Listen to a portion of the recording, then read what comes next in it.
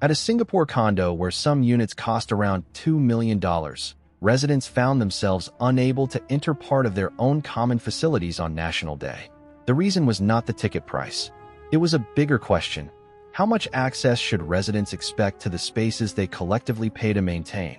At One Pearl Bank in Outram Park, access to the Level 39 Sky Garden was restricted from 5 p.m. to 9 p.m. during a National Day celebration. Only registered ticket holders could enter. The restriction also affected the gym and social lounge on the same level.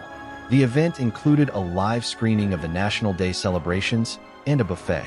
Tickets cost $5 for children and $10 for adults. One resident had planned to watch the fireworks from the Sky Garden. After finding out about the restriction, he made other arrangements. He said his two-bedroom unit was worth about $2 million, and he pays more than $300 a month in maintenance fees.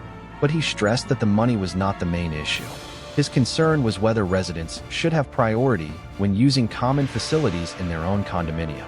Management gave a very different perspective.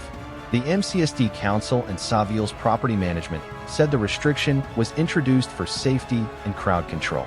According to management, the entire 39th floor has a statutory SCDF occupant limit of 157 people.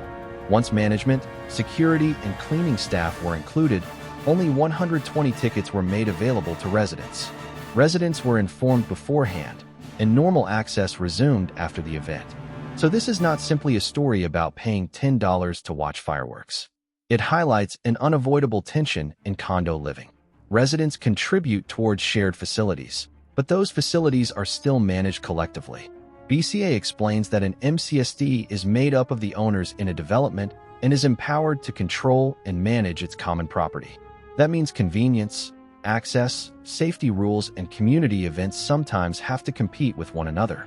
In this case, management had a clear safety reason for limiting numbers. But residents also raised a reasonable question.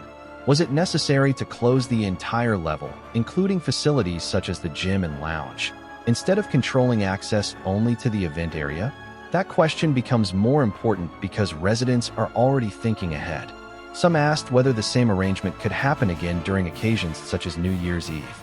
The real issue, therefore, may be less about one National Day event and more about how clearly condo management defines the limits of temporary restrictions.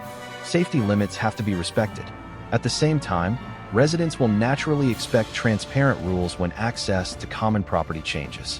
What do you think? If numbers have to be controlled for safety, should ticket holders get exclusive access to an entire common facilities level? Share your view, and remember to like, share, and subscribe to 2230 for more Singapore stories explained clearly.